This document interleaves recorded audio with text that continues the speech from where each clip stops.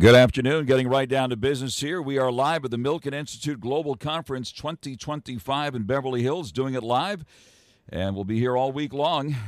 Right now, Mottek On Money, live on the air, 790 KBC, streaming live online worldwide at kbc.com, and your on-demand Mottek On Money podcast, kbc.com, Apple iTunes, YouTube, all your favorite podcast platforms. Big opening day at the Milken Institute Global Conference with U.S. Treasury Secretary Scott Bessent kicking off the conference today with a keynote speech, followed by a keynote interview with world-renowned financier and philanthropist Michael Milken, the chairman of the Milken Institute. All this week, I'll be speaking with some of the biggest in business among the 5,000 prominent people from around the world who've gathered here, discussing the big issues of the day, which include the firestorm recovery effort in the Pacific Palisades area of Los Angeles and Altadena.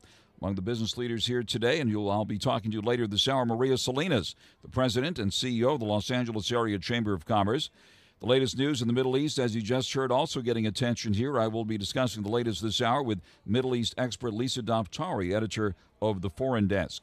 Treasury Secretary Scott Bessent today sketching out the path President Trump's America First vision in a pitch to the group here at the Milken Institute Global Conference on the future of the U.S. economy. Secretary Bessent looking to reassure investors that the U.S. is still the premier destination. The Cabinet Secretary highlighting tariffs, tax cuts, and deregulation as the three core components of President Trump's economic agenda, following up on an op-ed article that was published in the Wall Street Journal today. Secretary Bessent's comments coming as the markets eagerly await developments about negotiations with numerous trading partners, especially China, that the administration insists are proceeding apace behind the scenes.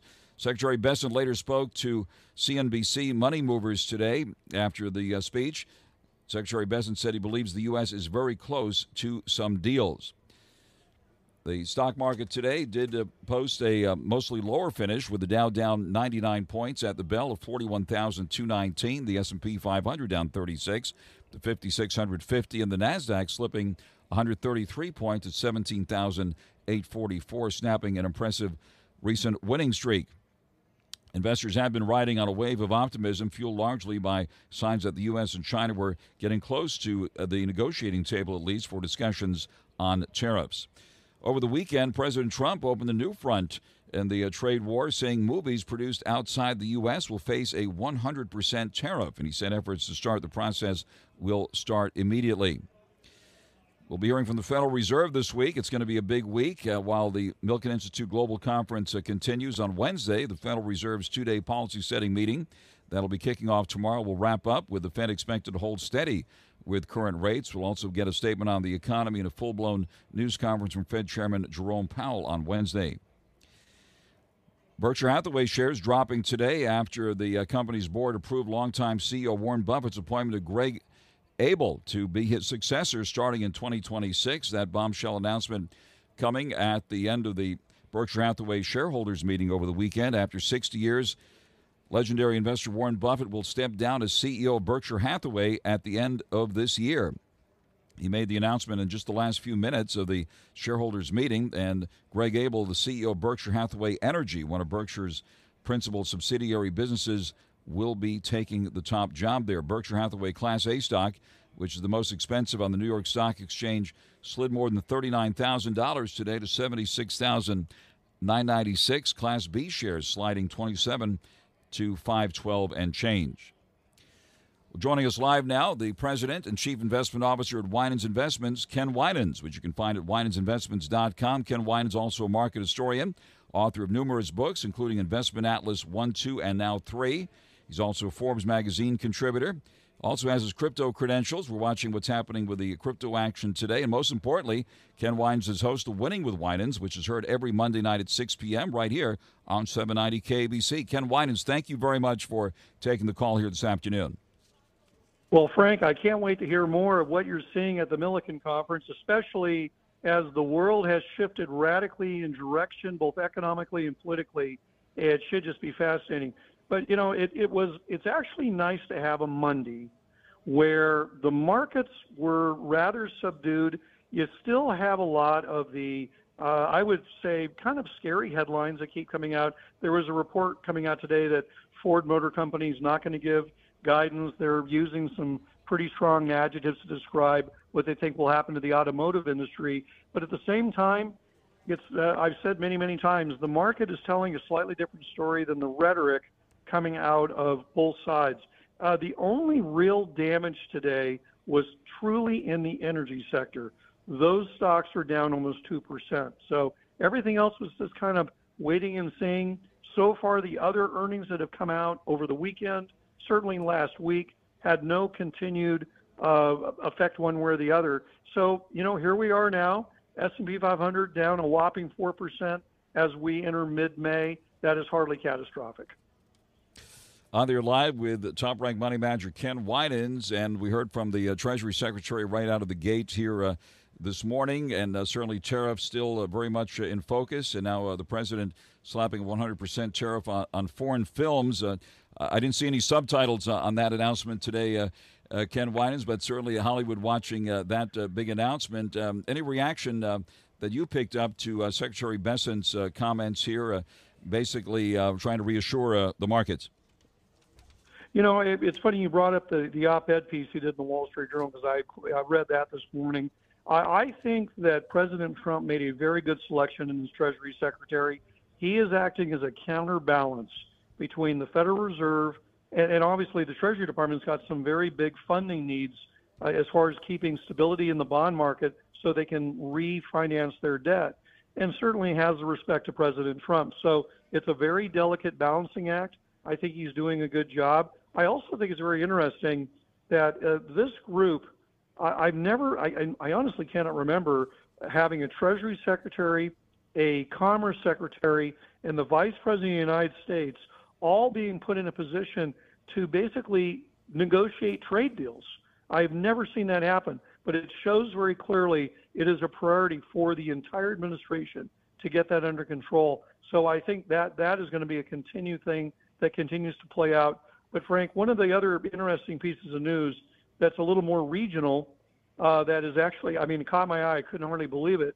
The fact that it appears that the Congress, including bipartisan support from 35 Democrats, they are going to overturn the nationwide EV mandate and putting California in a very tight spot to continue on that. So there might be some basically bipartisan movement, which is what we have to have going forward, which is what's good for all of us. So I think we're going to continue to be in a news inundated cycle with lots of stories to cover. And a big story after another coming out of this conference. Ken Winans, and a whole new world is listening to you on this call. You have an even wider world listening tonight on this broadcast live and direct from the Milken Institute Global Conference, where so much news was being made today right out of the gate. Now that Ford news you mentioned, speaking of cars, Ford suspending its guidance amid the $2.5 billion tariff impact. All these companies trying to get their calculators out. We keep hearing the word uncertainty here today as well. But regarding the car companies and others impacted by all this, how long is this drama, you think, going to play out, and how's the market going to be taking this? History supports that if you have a short trade war, Frank, if you go back and take the good case in point, my book, Investment Atlas 3, you can look in history and see we have had trade spats with countries all through our history. And by the way, you're not going back to the 17 or even 1800s. You're going back to even, the later in the 1900s and 2000s, you've had trade differences. We've had things go on. And what I believe is going to happen is that there will be a lot of countries that will come to the table. They don't want damage to their own economies. But it's the age-old thing. If this thing drags out too long, then it could have a longer effect. I do find it kind of interesting, a lot of the news, especially with the people I talk to out of Canada. The Canadians are really thin-skinned about this whole thing. They don't see it as business. And I just simply, as somebody who just simply says, well, look, we would not have done this to you if you hadn't done this to us. So I don't understand why other countries can't understand, look, this is not, we're not starting anything that was not started before. And in the case of what's happening with the movies, correct me if I'm wrong, but China came out with this 2 or 3 weeks ago. So again, I don't think it's hard to imagine that President Trump would come out with something like this. But Frank, get back to your original question. I honestly think that we're going to get to the later half of this year, and the whole news cycle is going to shift to other things. I actually think we'll get some trade deals done in the not distant future. We did see some reaction today to in the currency markets. Looks like the dollar slipped against other currencies again today. The price of gold moved higher. Right now up about $15 to $3,337. And silver also moving a bit higher, just below $33 an ounce. And Bitcoin also still holding up pretty nicely in the last week or so, of about 800 now to 95,100 or so. Give us your thoughts here on analog gold and digital gold here. It's so interesting, that here you and I were talking about gold, 2.5 to 3 years ago, and I think we were the outliers at that point in time. My only concern about gold is that there's a lot of people who are they have gold fever right now, the old phrase from the 1800s. And the problem is that they're not really studying how to properly and cost effectively buy gold. And I've been blown away at just the number of ads in media, social media, to buy gold coins, silver coins. Now they're going into platinum. And I'm going to throw out the old Latin phrase, caveat emptor, let the buyer beware. If you're going to rush out and buy something that you see that looks popular and not study it, you could end up paying a huge markup. So I think at this point, you want to be very selective of how you go about adding gold or any other metal to your portfolio. In the case of crypto, I know it's going to be very interesting to see how this plays out. I continue to hear people still trying to scratch their heads about the decoupling between Bitcoin and Ethereum. Bitcoin is still very clearly tracking what happens with the NASDAQ and the NASDAQ 100. And it's very, very funny relationship. But no, you have a lot of shifting around. As far as the dollar goes, Frank, the dollar is trading well within range that it's done throughout the last 25 years. It was much, much lower in 2004, 5, 6, 7, and 8 than it is today.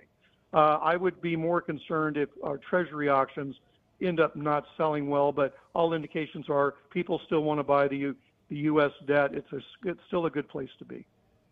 Very interesting. And the other big news I wanted to talk to you about here, Warren Buffett finally set to hang up the sword here at the age of 94, right? Stepping down by the end of the year at Berkshire Hathaway and turning the reins over to someone that's running one of his divisions. Berkshire stock down at nearly 40,000 today to 769,900 or so, down about 5%. Looks like it's rebounding here now in after-hours trading, recovering some of today's losses. But what are your thoughts about that big announcement and the reaction we saw there with the Berkshire Hathaway stock? Well, we're going to talk quite a bit tonight about Warren Buffett when we were with Winning with WINANS. But I would say this. First off, my hat's off to the man to be in this industry as long as he's been in it. And at 95 years old, he and his former partner, Harvey Munger, who passed away several years ago, what can be said? That this industry is amazing, that people can continue to work a very, very long time and still be very capable. I would just say that, in the case of Mr. Buffett, well done. The fact that Berkshire Hathaway has good management, no person runs the show by themselves. And I would just say to any of the Berkshire shareholders, give the new people a try. They're not really new. They've been there a while. But there is going to be a change in tempo and probably in investment style to a degree. It always seems to happen when there's a change of the ship. But again, I think that it's not hard to believe people would be selling some of it out of sympathy, but it doesn't worry me at all. It really doesn't. All right, you're in Vegas right now, and certainly a bellwether for the economy. What is the mood there right now among the folks in the tourism business there, the casinos and so forth? Give us the reel on the Main Street economy. It's interesting. There's been some really fun articles in the news just talking about how we're trying to expand warehouse capabilities on the northern end of the 15 in an area we call the Apex area. And that we might find that the projections on warehouse utilization might slow up a bit. But Frank, I have to tell you, we had two very big concerts in over the weekend. Record prices for people seeing Post Malone and Jelly Roll. The place was packed. So I do think as people are trying to still find an escape I mean, there was a lot of talk here originally that the Canadians were not going to come down to Las Vegas. I'm going to call a bluff on that one. I know that the Canucks love to gamble, and Vegas is still the closest place for them to come. I think that a lot of that so-called boycotting American is going to be short-lived. I really think we'll all end that soon. But I will tell you that the big news is that, there was literally article after article this weekend about public mining on public land revival. And literally the map they showed is all up and down the Nevada-California state line. Mines are going to be opening up. We're going to be talking a lot more about that. But again, California is not doing it on their side, and it's certainly something we can talk more about tonight. But this rare earth thing is huge. It's going to get bigger, and I think that the wealth it will generate for this entire region is going to be absolutely huge. Former MLB All-Star Sean Casey, a.k.a. The Mayor, keeps hitting it out of the park. Take my 30 years of experience. Take the wisdom and knowledge I've learned from the failures when I got sent down my rookie year, all the injuries I had to overcome. Your mind is the most important tool you have in life. Be relentless. Keep charging. It matters how you talk to yourself, how you look at the world. That matters. We talk about that. I don't know. I'm fired up. Baseball's back, and it's going to be incredible. I love it. The Mayor's Office with Sean Casey from Believe. Follow and listen on your favorite platform. Very interesting, and there's certainly some rare earth stocks we might want to take a closer look at as well. Now, the Federal Reserve, in the midst of this global conference here, where I'm broadcasting live here, the Milken Institute Global Conference 2025. We're going to get a Fed meeting that'll be wrapping up on Wednesday with a decision on interest rates, a statement on the economy, and then a full-blown news conference from Fed Chairman Jerome Powell. There'll be a lot of reaction here at the conference to whatever he has to say. What do you expect to hear from the Fed Chairman? What do you think the Fed's going to do, if anything, on Wednesday? I think the Fed is going to be very quiet, really, until the big, beautiful deal is put together and we really know where tax policies are going to be going, permanent tax policies. I think the Fed's going to sit back and let the fiscal side of the equation work itself out. But honestly, it has nothing to do with personalities. The Fed is data dependent. The Fed's going to say, look, we're not getting guidance from companies either. Our data is a little murky right now. When data is murky, we don't make big radical moves.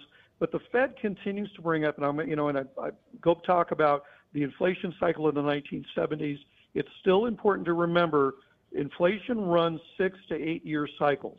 And now we can argue about the effect of the tariffs, but the Fed continues to maintain they are not going to commit the pogoing strategies and policies of the Fed back in that time because it just exacerbated these terrible problems. The Fed would rather be a little late to the party. But I do think as we go into the later half of the year, as I mentioned earlier, once we have stability, more knowledge on the tariff situation, the fact that tax policies will be in place, I think the Fed will be a lot more inclined to make decisions on where rates are then, and will probably be toward lowering them. All right. Before today's breather on Wall Street, we saw a pretty decent rally, the longest stretch of gains in quite some time. Any specific places where you are putting money now and or taking it off the table? Frank, you know what? What I'm taking off the table right now is any company that badly missed its numbers and the stocks just simply started giving back part of their bounce rally from early last month. I'm getting rid of them. I'm not going to hang around for a stock that people are selling on a bounce. But the one area that I am committing money to, and certainly I am not somebody who necessarily buys income stocks in portfolios that are designed for growth. But I think even growth investors have to admit, the utility stocks are just acting amazingly well. They've come through their earnings. They're looking great. And I know for a lot of people in California that, we read about all the negatives of our, the local utilities on both ends of the state. You need to forget about those. You got to look for utilities in other parts of the country. I would tell you to take a good look at companies like Ameren, symbol AEE. Again, it's a utility in the central part of the country. You know what? It's actually interesting. I've had people ask me about Hawaiian Electric after the Maui fires. I don't like stories like that because of there's still a lot of hot tension. But even that has bounced back very well. That's symbol HE. But another one that I've liked a long time, it's a utility up in the Northwest called Avista, symbol AVA. Again, these stocks are all up on the year and they've held on their gains. But I just think, again, investors who have been so tech heavy for so long, You've got to add this word to your portfolio, pivot. You have got to pivot. Warren Buffett did that his entire career. He never fell in love with an industry. He looked for the deals. He looked for what made sense. And we still need juice to run our households. So that's where I would tell people to really start looking. Terrific, Ken. Well, thank you very much. Wish we had more time. Unfortunately, we will have another hour tonight at 6 o'clock on Winning with Winans. Ken Winans, President and Chief Investment Officer at Winans Investments, which you can find at winansinvestments.com. And we'll be continuing our conversation tonight at 6 on Winning with Winans, heard every Monday night at 6 p.m. right here on your favorite station, 790 KBC. Ken, thank you very much for taking the call here this afternoon. My pleasure, Frank. Take care. Thanks very much. And out to the freeways now, 790 KBC. So I want to take a moment to talk about owing taxes and my trusted friends at Ultimate Tax Group. Frank Mottek here. If you owe back taxes or have unfiled returns, the IRS offers Fresh Start programs. Seize this rare chance now and call Ultimate Tax Group at 888-711-4850 and see why they're different than other firms. They'll actually call the IRS with you on the phone to gather your current account information, but also will go above and beyond and request the IRS to grant you immediate protection from collections actions like bank levies and wage garnishments. Other companies charge $500 to $1,000 for this service, but Ultimate Tax Group won't. A-plus rated 5-star service with direct access to ownership and upper management while they work on your case. Just tell them Mottek sent you. Call Ultimate Tax Group now. They are the best. 888-711-4850. Again, that's 888-711-4850. They care and fight for their clients. Mottek On Money continues here on 790 KBC, coming to you live from the Milken Institute Global Conference 2025 in Beverly Hills. The day began with a big speech today from U.S. Treasury Secretary Scott Bessent, seeking to reassure the markets. And today we did hear from the Secretary of Treasury, Scott Bessent, sketching out the roadmap for the President's America First vision, seeking to reassure investors that the U.S. is still the premier destination. We did see a bit of a pullback today for the stock market following a impressive string of gains. The Dow came in for a closing loss today of just about 100 points at 41,219. The S&P 500 down 36 at 5,650. And the NASDAQ down 133 points, 17,844. The volatility index moving higher today by 4%. The price of oil still below $60 a barrel. Right now hovering just above $57 a barrel at $57.13. Price of gold higher, up about $15 now at $3,337. Silver at $32.67, up 20 cents here at the moment. Checking the cryptos now, we see Bitcoin hovering just about $800 higher to $95,116. Ethereum up 16 at $1,825, and Doge at the moment at 17 cents. Taking a look at Berkshire Hathaway stock, this is the one that was impacted by the announcement that Warren Buffett will be stepping down from his top spot at Berkshire Hathaway. The legendary investor will be taking a well-deserved break after this year and turning over to somebody else. Berkshire Hathaway stock plunging nearly 40,000 today to 769,960. That, of course, is the most expensive stock on the New York Stock Exchange. Berkshire Hathaway Class A shares dropping about 5%. Berkshire Hathaway Class B shares, which are a bit more affordable, tumbling just about $28 at $5.12 and change. Checking the auto names, a nervous time with tariffs continuing, with Ford down 11 cents at $10.17. We see General Motors shares moving higher of 8 cents at $45.38. And taking a look at Tesla shares, which have seen quite a roller coaster ride lately, and then a big rebound, pulling back today by about $7 at $2.80 and change. Checking some of the Mag 7 names now. NVIDIA stock slipping today by 68 cents at $113.82. Apple coming off the earnings news last week, pulling back more than $6 at $198 and change. And now the latest news for you here on 790 KBC. Mottek On Money continues here. We are live from the Milken Institute Global Conference in Beverly Hills, and joining me live now is a giant on the business scene here in Los Angeles, interacting with all the movers and shakers from around the world. Joining me live now is Maria Salinas, the president and CEO of the Los Angeles Area Chamber of Commerce. And right behind us here, Maria, the commerce is buzzing here in Beverly Hills and the Los Angeles area. Give us your reaction to this big event here today. Oh, absolutely. So it's so exciting to be here every year, and this year in particular with a focus not only on global finance, but things that are important to the business community as we continue to evolve and change.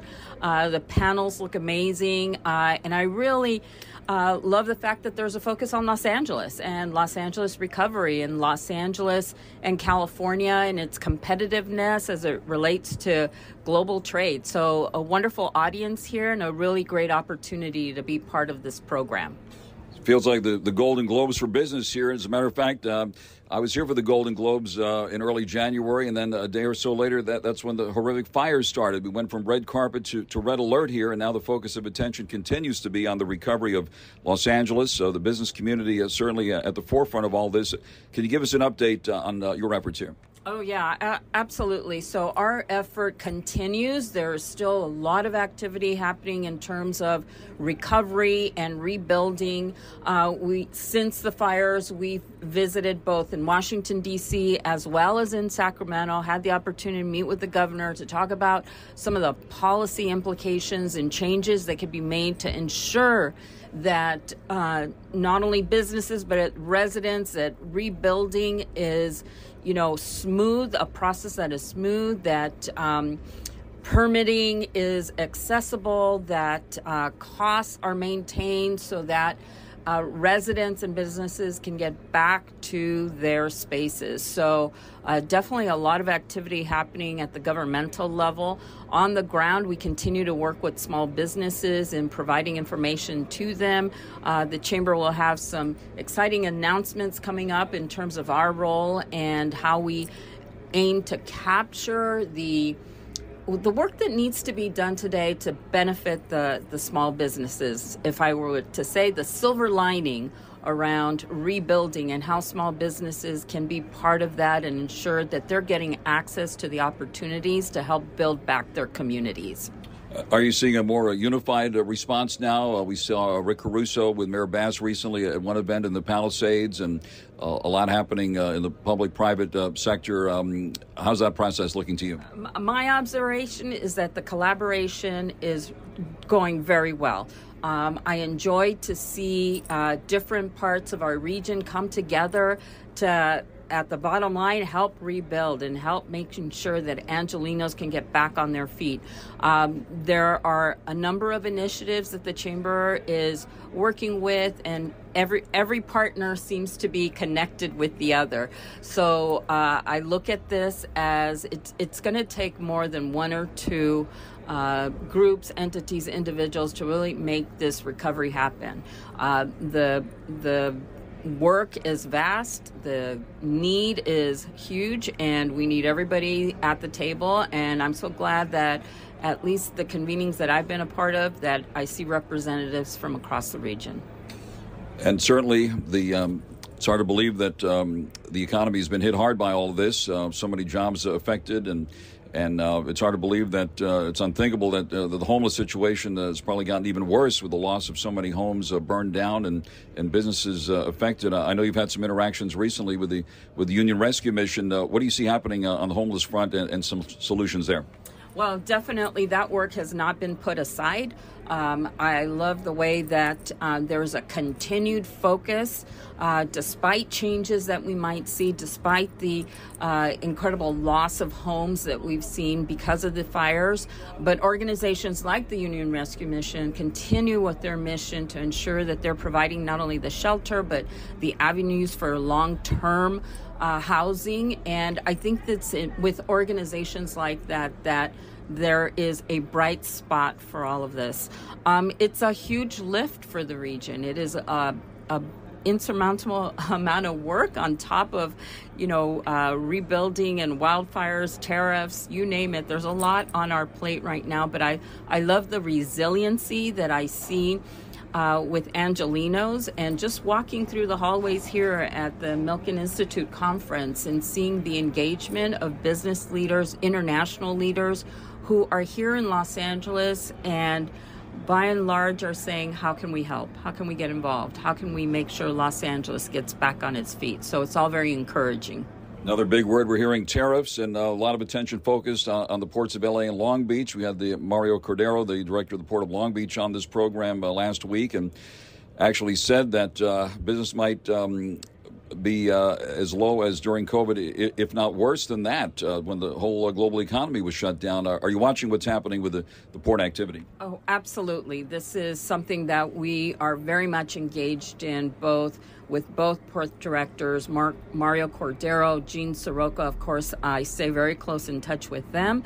And I am very much aware of the issues that not only through shipping and the various shipping lines and the speed at which things are being addressed there, but also monitoring businesses and what their sentiment is. And to hear businesses, large and small, talk about a wait and see mentality, we know that that is not good for a thriving economy.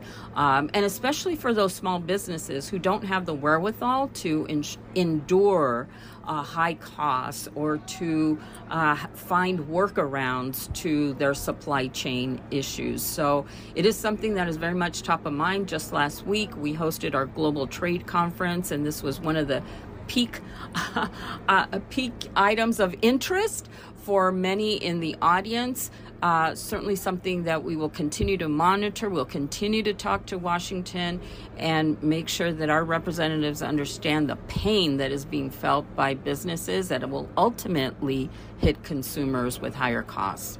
Hey there, I'm Paula Pant, host of the Afford Anything podcast. I help people make the smartest money decisions possible. You should not do the 401k loan. Reason number 4,872. Are we heading for a recession? You'd be shocked. Dumping it into the house? Invest in flipping houses. Mathematically the better option. Paula Pant's really keeping us in business. Because face it, money's too important to wing it. Review your budget. Take the reins. Sharpen your skills. Do the things. Start a side hustle that will affect your life. Right. Afford Anything. Follow and listen on your favorite platform. Certainly, it's wonderful to see such a big event here pumping up the local economy. The Milken Global Conference bringing, about 5,000 people here, and all prominent people such as yourself, all in one place here. Well, that's certainly impressive in terms of the gathering. Just like I said, just walking through the halls and being the who's who in the business community, the international community, global organizations. Just stepped out of a session. We were talking about women and the role of women in business and ensuring the health and wellness and the financial well-being for women. And I know this afternoon there'll be a session on Los Angeles recovery.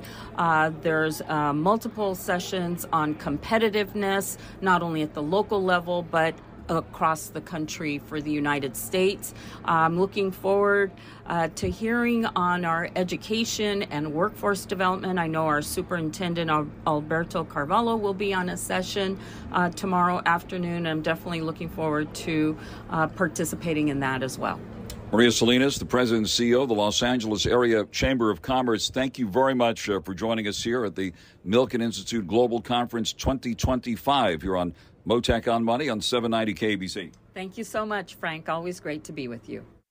So I want to take a moment to talk about owing taxes and my trusted friends at Ultimate Tax Group. Frank Mottek here. If you owe back taxes or have unfiled returns, the IRS offers Fresh Start programs. Seize this rare chance now and call Ultimate Tax Group at 888-711-4850 and see why they're different than other firms. They'll actually call the IRS with you on the phone to gather your current account information, but also will go above and beyond and request the IRS to grant you immediate protection from collections actions like bank levies and wage garnishments. Other companies charge $500 to $1,000 for this service, but Ultimate Tax Group won't. A-plus rated 5-star service with direct access to ownership and upper management while they work on your case. Just tell them Mottek sent you. Call Ultimate Tax Group now. They are the best. 888-711-4850. Again, that's 888-711-4850. They care and fight for their clients. Mottek On Money continues. We are at the Milken Institute Global Conference 2025 in the heart of Beverly Hills, and certainly the Middle East, a very big subject of discussions here with the ongoing war between Hamas and Israel, which got started, of course, back on October 7th, 2023, after the terror attack by Hamas on Israel. And joining me here at the conference is Lisa DAFTARI, who's editor of the Foreign Desk and also a Middle East expert, a frequent guest on Mottek On Money. And here she is at the Milken Institute Global Conference. Lisa, thank you very much for joining us here. My pleasure. Good to be with you in person today. Wonderful to see you. And you did a fantastic speech at the Lincoln Club recently in downtown Los Angeles, focusing on some very important issues. Tell us about some of the important things you're hearing here. So, today, obviously, we're very focused on this newest escalation in the war between the Palestinians and Israel. Unfortunately, everyone, particularly since Trump came into office, looking for some sort of de-escalation in this war, raging on for over 18 months now. But, of course, the latest front, not only from threats from Hamas, but now the Houthis as well, the Houthis being another proxy terror organization supported by Iran's regime that resides in Yemen, throwing missiles into Israel all weekend. And unfortunately, as superior as Israel's defense apparatus is, some will get through. And that's exactly what happened. We had missiles coming in Ben Gurion Airport, which is the major international airport in Israel. And of course, unanimously, Israel's government has decided to escalate and to begin a new front in this war. And the priorities, again, are not only to get the hostages back, but to also decimate and destroy Hamas once and for all. Remember, we spoke a day after the terror attack on Israel, and the front page of the Wall Street Journal had already clearly laid out Iran's involvement in that terror attack. And now here we go again. You're following, of course, closely developments with all this, with the Iran connection. Yeah, absolutely. What's interesting is that we're watching two very different scenarios and two very different scenes unfold with Iran's regime. One being the very I would say, a harsh stance that the United States is taking with Iran's regime. You saw Pete Hegseth last week tweet a very, very serious threat against Iran's regime to say stop backing the Houthis and stop targeting us and our allies, and there will be consequences whenever we will choose the timing. At the same time, you juxtapose the ongoing nuclear talks that are on a hiatus now, sort of, but Iran's regime wanting to come to the table, of course, knowing that will mean, a loosening of sanctions and other concessions that the United States will have to make in order to get into a deal with Iran's regime. But again, two very different things going on. The White House, walking and chewing gum at the same time, delivering the threats and, reestablishing deterrence and showing them that there will not be appeasement in this administration when it comes to Iran's regime. But at the same time, are they looking for a route through diplomacy in which they can deal with Iran's regime? That will be the question. Interesting that those talks were suspended after there was some sign that the U.S. might agree to allow Iran to have so-called civilian nuclear power. What do you think of that? Yeah, it's interesting. I know that Iran's regime is looking to swindle and to, do what it always does. This is a page out of their handbook. I mean, even if they agree to a deal, will they adhere to a deal? A liar will always be a liar. At the same time, again, I think that it's important that the Trump administration, while they do prioritize diplomacy, they are only after a good deal and not a bad deal. And the definition of a good deal when it comes to Iran's regime is very much unknown. We haven't seen one.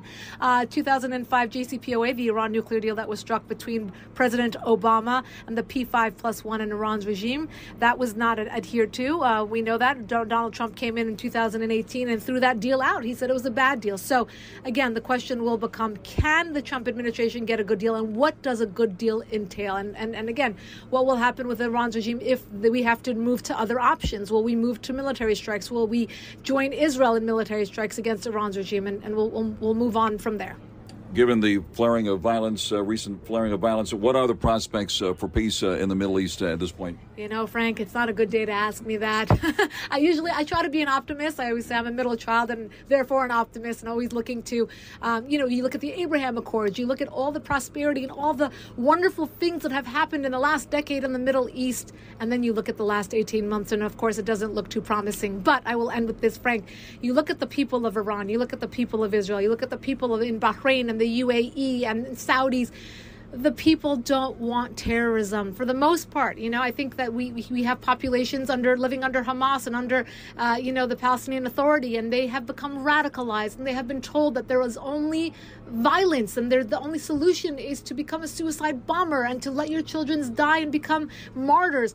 We have to change the scope and then the way that we move forward with the Middle East and go back to what we had in the Abraham Accords, where we teach through prosperity, we teach through them wanting a better generation. And until the Palestinian Authority, until Hamas, until all these, all the terror factions are not destroyed and removed from the Middle East, the people will not want prosperity. They won't even have a chance at that. So we do have optimism on the horizon. We just have to get to the point of really eradicating all of these radical, forces within the region. Middle East expert Lisa DAFTARI, part of the discussions here at the Milken Institute Global Conference 2025, covering all of the important subjects here related to the Middle East and Israel. Lisa DAFTARI with the Foreign Desk, thank you very much for joining us here from the Milken Institute Global Conference here in Beverly Hills. Great to be with you, Frank. Thank you. Thank you very much. Nightly Scroll with Haley Caronia. I'm Haley Caronia. I scroll with the homies here in the live chat, and I love my long scrolls on my phone at night. The show is literally called Nightly Scroll. My screen time has reached astronomical levels, but I do it to get all of the videos and all of the content that you won't find anywhere else. I don't want to be surrounded by an echo chamber, so I hope you join me. Someone just said the show is great. Keep it up. Thank you. I will. Nightly Scroll with Haley Caronia. Follow and listen on your favorite platform.